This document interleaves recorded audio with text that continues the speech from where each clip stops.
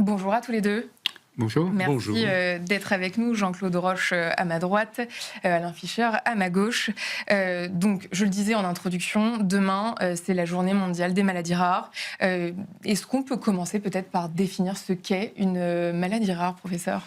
Donc vous l'avez dit, il y en a des milliers. Et la définition, c'est qu'elles sont rares, c'est-à-dire qu'elles touchent moins d'une sur 2000 personnes. Et il y en a qui sont extrêmement rares, c'est-à-dire qu'il n'y a que 5 ou 10 personnes dans le monde qui sont atteintes. Et ce n'est pas pour autant qu'il ne faut pas s'occuper de ces personnes. D'autres qui sont moins rares, mais qui sont quand même la maladie génétique, la maladie rare qui a la plus grande fréquence, qui est une maladie génétique héréditaire, c'est la drépanocytose. C'est une anémie, une forme grave d'anémie qui touche essentiellement les personnes originaires d'Afrique subsaharienne, mais elle touche quand même donc en France quelques dizaines de milliers de personnes. Et puis, donc, il y a un spectre de maladies qui touche à peu près tous les aspects de la médecine, parce que tous les organes, tous les systèmes grâce auxquels nous vivons, peuvent être affectés par ces maladies. Et donc, ça veut dire qu'il y en a aussi, et fatalement, dont on n'a pas encore connaissance. Probablement, en tous les cas. Enfin, ça dépend ce que vous dites derrière le mot connaissance. Il y a des critères. Oui. Est-ce que vous pouvez donner des critères objectifs pour il y a des situations rares. relativement simples. C'est quand cette maladie rare est d'origine génétique, ce qui veut dire qu'il y a un gène, un élément de l'ADN, qui a une erreur dans son code, une faute d'orthographe, si vous voulez, et qui fait qu'une substance, essentiellement une protéine, n'est pas normalement exprimée, donc n'est pas normalement fonctionnelle. Je prends un exemple d'une maladie relativement connue, qui s'appelle la mucoviscidose, qui est une maladie qui touche à peu près 6000 personnes en France actuellement, qui affecte surtout les poumons, mais pas que les poumons. Et donc il y a un gène, je ne vais pas donner le nom, pas quelque chose de trop compliqué, mais qui est muté. Et donc là, c'est très clair, la définition, et on peut précisément indiquer et faire un diagnostic, ce qui est évidemment extrêmement important, surtout qu'aujourd'hui, il y a des thérapeutiques pour cette maladie. Il y a des situations un peu plus compliquées, notamment pour les maladies qui ne sont pas strictement liées à des mutations de gènes. Par exemple, des maladies auto-immunes, par exemple sclérodermie, qui est une maladie où la peau et les tissus de la peau se rétractent, et aussi qui touche les organes qui sont liés à la production d'auto-anticorps, c'est que notre système immunitaire se trompe. Mais là, on ne connaît pas bien, par contre, la cause. Mais c'est aussi une maladie rare grave qu'il faut savoir diagnostiquer. Il y a des biomarqueurs, avec certaines études faites sur le sang, des prises de sang, on peut déterminer la présence de tel ou tel anticorps, par exemple, ou d'autres molécules qui permettent d'aboutir à un diagnostic. Mais c'est un tout petit peu plus compliqué. Jean-Claude Roche, je reviens sur cette question. Donc, à l'occasion de la journée mondiale des maladies rares, permettez-moi une touche de cynisme. On pourrait se demander pourquoi est-ce que c'est si important de continuer à sensibiliser sur des maladies qui concernent finalement peu de patients.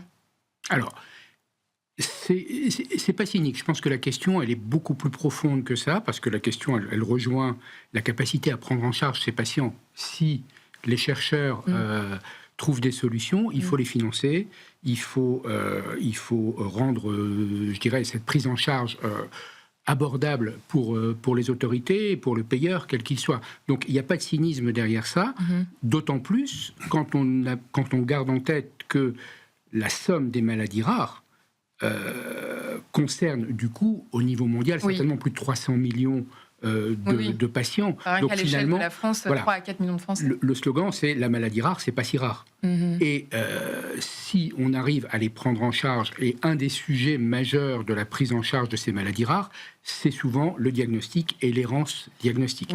Alors, quand on a affaire à des maladies rares, et je parle sous contrôle du professeur, mais pédiatriques, certaines sont relativement simples de diagnostic, moins de traitement. Par contre, c'est vrai que les maladies rares, c'est aussi des maladies rares parfois chez l'adulte. Bien sûr. Notamment... Pourquoi c'est plus simple chez l'enfant ? En moyenne, les maladies rares qui se manifestent chez les enfants sont des maladies plus graves, en moyenne. C'est ça. Il y a beaucoup plus de subtilité. Et donc, malheureusement, du fait de symptômes importants, on arrive un peu plus vite au diagnostic. Cela dit, la problématique majeure de l'errance diagnostique, elle existe aussi chez les enfants. La situation s'est globalement améliorée en France, mais elle n'est pas parfaite, parce qu'on a créé des centres de référence maladies rares qui couvrent à peu près le champ de toutes ces maladies, avec des systèmes d'organisation de filières de soins qui permet approximativement où que soit placé le patient, enfant ou adulte, dans l'Hexagone ou même dans les territoires outre-mer, et on puisse le mettre en contact avec un médecin spécialisé. Il est hors de question qu'un généraliste, même qu'un spécialiste, connaissent toutes ces maladies, c'est juste impossible. Mais il y a ce système, ce maillage de l'hexagone qui est assez performant et qui permet, encore une fois, même s'il y a encore des échecs, de faire en sorte que les patients soient assez vite diagnostiqués et pris en charge comme il faut. Parce que qu'est-ce qu'on y trouve dans ces soins de bien On y trouve le fait qu'il y a des médecins experts qui connaissent ces maladies, donc qui savent en faire un diagnostic, qui ont une idée, une appréciation la meilleure possible du pronostic et donc des meilleures thérapeutiques que l'on puisse proposer. Et souvent, ces médecins sont en même temps des chercheurs qui travaillent sur ces maladies, que ce soit sur des aspects assez fondamentaux de compréhension des mécanismes des maladies ou qui font ce qu'on appelle plus la recherche clinique, c'est-à-dire qu'ils étudient les manifestations sur des corps de patients ou qu'ils soient impliqués dans des essais cliniques. Mais il est absolument essentiel que les patients atteints de maladies rares soient suivis dans ces conditions. Et comment est-ce qu'on explique qu'il faille encore en moyenne, pareil, chiffre de l'INSERM, 7 ans pour poser un diagnostic alors que la médecine, on l'a dit, a fait d'énormes progrès? Peut-être juste une illustration. Quand le professeur disait certaines maladies, vous avez 25-30 patients dans le monde. Ça, c'est l'extrême. Mais même si vous avez en France 300-400 patients, il va falloir 3 ou 4 vies d'un médecin généraliste pour espérer qu'il tombe. Enfin, pour espérer. C'est un bien grand mot. Mais pour qu'il tombe sur cette maladie. Donc, statistiquement, sachant qu'en plus ces maladies sont de découverte relativement récente et souvent postérieures aux études initiale du médecin, on a, avant d'arriver dans ces centres de compétences, ces centres de référence, qui sont un modèle reconnu dans le monde entier, on y reviendra, je pense, et c'est une vraie chance, mais on a toute cette problématique de flux, c'est-à-dire d'amener faut-il savoir du premier soignant qui va mettre des mots sur des symptômes, des symptômes qui sont souvent des symptômes qui, au départ, sont pas significatif d'une maladie. Donc ça passe un peu inaperçu, ça traîne. Je pense à des maladies comme... vous avez des maladies où ça commence par de la fatigue, voilà, Les signes ne sont pas très spécifiques. Les signes ne sont pas spécifiques, donc il faut du temps. L'exemple. Allez-y. Non, pardon, je vous en prie. L'exemple d'un enfant qui a un retard scolaire, mais qui finit en retard scolaire. D'abord, on n'est pas forcément une maladie rare derrière un retard scolaire, mais un retard scolaire peut être le premier symptôme d'une maladie rare. Donc, vous voyez, on imagine le chemin pour les parents et après pour le corps médical entre qu'est-ce qu'on fait face à un enfant qui a un retard scolaire qui commence à être un peu important, qui va au-delà de ce qu'on peut observer de façon courante, jusqu'à arriver à un diagnostic peut-être d'une anomalie du développement cérébral, par exemple. Oui, d'où l'importance de ces hôpitaux spécialisés. Et il y en a combien sur le territoire ? Alors, ce ne sont pas des hôpitaux. Alors, il y a des hôpitaux spécialisés, mais les centres de référence, il y en a 130, plus de 130. Plus de 130. Et avec des réseaux et des centres dits de compétences. Enfin bref, il y a un réseau national qui est assez fort. Après, il y a des hôpitaux spécialisés. Alors, il se trouve que l'hôpital où j'ai travaillé, l'hôpital des enfants malades, est spécialisé en pédiatrie, comme son nom l'indique. Et la moitié des enfants qui sont hospitalisés dans cet hôpital sont atteints d'une maladie rare. C'est-à-dire l'importance du problème. Et on y est associé, et c'est une excellente chose, un institut de recherche, l'Institut des maladies génétiques, imagine, où travaillent donc des médecins et des scientifiques, des chercheurs, qui cherchent à mieux diagnostiquer, mieux comprendre, mieux traiter ces maladies. Donc il y a une interaction très très forte entre la médecine stricto sensu, les soins aux patients, et la recherche pour améliorer ces soins. Et ça veut dire que plus globalement, les médecins généralistes sont aussi plus sensibilisés, mieux formés pour aiguiller vers ces... il faut bien comprendre, c'est pas possible. Il y a tellement de connaissances à avoir en médecine, vous pouvez pas demander à un médecin généraliste de connaître les 7000 maladies génétiques, c'est impossible. Ce qu'il faut qu'il ait présent à l'esprit, c'est un, que ça existe, ça c'est acquis, et deux, d'avoir une idée des signes d'alerte. Et évidemment, en plus, quand il y a une histoire familiale, ça peut prendre... C'est un peu moins difficile, au moins pour les maladies génétiques, bien sûr. Donc, détecter les signaux d'alerte, savoir que je ne sais pas, c'est très important en médecine, savoir qu'on ne sait pas quelque chose. Donc, et de l'humilité. De l'humilité. On est tous là, à des degrés divers, sur différents sujets. Et aller vers les équipes. On parlait de ces centres de référence, où d'abord, entre les deux, il peut y avoir un spécialiste ou un hôpital, qui vont guider le chemin qui va arriver vers la bonne prise en charge. Et est-ce qu'il arrive que quand le diagnostic arrive après des années d'errance, que ce soit trop tard pour agir efficacement ? Malheureusement, ça peut arriver. Il y a, prendre des exemples de maladies de cécité héréditaire, donc les gens perdent progressivement la vue. Et au-delà d'un certain âge, les cellules de la rétine qui transforment la lumière en signal électrique qui va au cerveau, si elles sont toutes perdues, c'est perdu. On ne peut pas récupérer, enfin, dans l'état, en tous les cas, des connaissances actuelles. Donc, autrement dit, derrière votre question, il y a une question essentielle, un point essentiel, c'est la capacité de diagnostic le plus rapide possible pour intervenir quand c'est possible, le plus rapidement possible, et éviter au maximum donc les lésions qui peuvent être irréversibles de l'œil, du cerveau ou d'un autre organe lié à cette maladie. Jean-Claude Roche, sur quelle maladie est-ce que vous travaillez chez Recordati ? Alors, on travaille sur un large spectre de maladies rares, sans rentrer dans le détail. On est sur une quinzaine de domaines thérapeutiques différents, des maladies métaboliques en pédiatrie, des maladies chez l'adulte, des désordres endocriniens rares, et également, parce que c'est un sujet qui est important, les cancers pédiatriques. L'oncologie pédiatrique, à part quelques exceptions, tous les cancers pédiatriques sont des maladies rares, par définition, par prévalence et par incidence. On sait ce que ça représente aujourd'hui en termes de chiffres Alors, en termes de chiffres, individuellement, oui, on a des cancers extrêmement rares pour lesquels on a une vingtaine, une trentaine de patients en France, à un instant T, encore une fois. L'espoir qu'on a quand on les traite, c'est qu'ils soient de plus en plus nombreux parce que l'espérance de vie augmente. Et c'est vrai que sur ces sujets-là, on a fait d'énormes progrès ces dernières années de dépistage, de prise en charge des traitements, et notamment parce que finalement la recherche autour de la maladie rare, ça peut être de la recherche très fondamentale, ça peut être aussi du développement, c'est-à-dire récupérer et tester des molécules chez l'adulte, des molécules qui aujourd'hui sont indiquées chez l'adulte, peuvent avoir des indications, notamment dans les immunothérapies en oncologie, peuvent avoir des indications périphériques chez l'enfant qui n'étaient pas identifiées à l'origine. Donc il y a un vrai travail aujourd'hui de maillage, d'aller chercher les molécules existantes et de les tester raisonnablement, bien entendu, mais de les tester dans des cancers pédiatriques.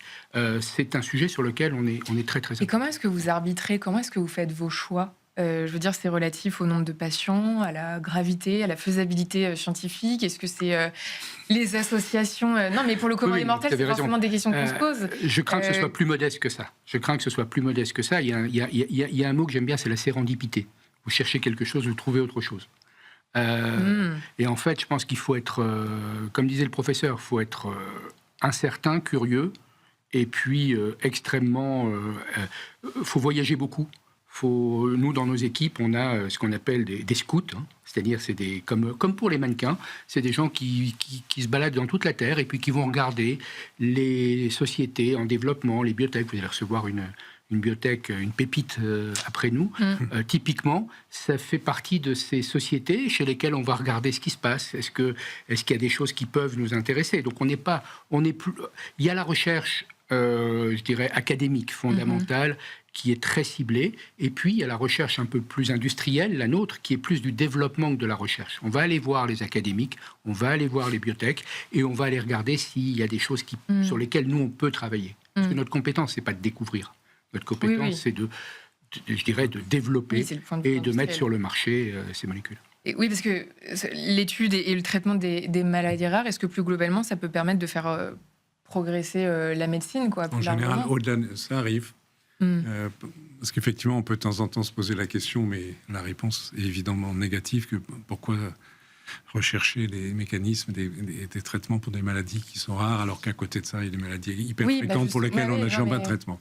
D'abord parce que les êtres humains sont des êtres humains et que chaque personne a le droit à sa dignité et a le droit aux soins et à la santé, même s'il est atteint ou elle est atteinte d'une maladie rare. Deuxièmement, ça revient à votre question, parce que de temps en temps, quand on étudie une maladie rare, en fait, on étudie de façon assez fondamentale le mécanisme d'une fonction. Je vais prendre un exemple. Moi, je m'intéresse aux globules blancs, cellules du système immunitaire, comment on se défend aux infections. Donc, quand on comprend un mécanisme qui fait pourquoi il manque tel type de globules blancs, ce qui est le cas d'un certain nombre de maladies génétiques rares, eh bien, on comprend aussi quelque chose à la physiologie, comment normalement ce globule blanc se développe. Et quand on fait ça, donc on fait progresser les connaissances générales en biologie et donc en médecine. Et à partir de là, ceci peut avoir des applications pour des maladies moins rares. Il n'y a pas des milliers d'exemples, mais il y a des exemples dans le domaine, par exemple, de l'hypercholestérolémie, où on a trouvé des causes rares d'hypercholestérolémie. L'hypercholestérolémie, c'est fréquent, avec comme facteur de risque majeur des maladies cardiovasculaires et des accidents vasculaires cérébraux. Eh bien, on a trouvé, à partir de causes rares d'hypercholestérolémie, des cibles, comme on dit, des molécules sur lesquelles on peut agir avec des médicaments pour réduire le taux de cholestérol. Et donc, ceci s'applique à la maladie rare, mais à un très, très grand nombre d'autres patients. Il y a des exemples de ce type pour les maladies inflammatoires, les rhumatismes, par exemple. Et pour prendre un exemple de nos travaux, pardon, parler de nous, mais en étudiant une maladie alors ultra rare qui touche, à la connaissance actuelle, 20 personnes dans le monde. Vous voyez, dans le monde, je ne dis pas en France, dans le monde. Mais dont on a déterminé la cause génétique, le mécanisme, on a identifié une cible de traitement qui est aujourd'hui en cours d'évaluation par une biotech pour traiter certaines formes de cancer et peut-être de maladies auto-immunes. Donc, en fait, c'est un champ commun de la biologie et de la médecine, et les maladies rares sont sur le plan cognitif, là je dépasse l'aspect humain de la médecine, sont des modèles absolument extraordinaires pour faire progresser les connaissances. Une dernière petite question, c'est passé très vite, Jean-Claude Roche. Fin janvier, vous avez signé une collaboration avec Moderna. Oui. Donc, pour rappel, il s'agit d'une entreprise américaine spécialisée dans les médicaments innovants à base d'ARN, connue notamment pour ses vaccins. Concrètement, qu'est-ce que ça va changer pour les patients ? Concrètement, aujourd'hui, on est en phase de développement, donc c'est trop tôt pour donner trop d'espoir aux patients. On est sur des déficits enzymatiques pédiatriques. Donc, on va arriver, on finit le développement en collaboration avec Moderna, en espérant des premiers patients traités dans certains pays. Alors, on verra dans quel ordre et avec quelle rapidité, mais certainement à la fin de cette décennie, donc aux alentours de 2029-2030. Très bien, merci beaucoup messieurs. Merci Jean-Claude Roche, directeur général France de Recordati Rare Disease, et merci à vous professeur Alain Fischer, médecin spécialiste en pédiatrie et en immunologie à l'Institut des maladies génétiques. On passe à la pépite santé.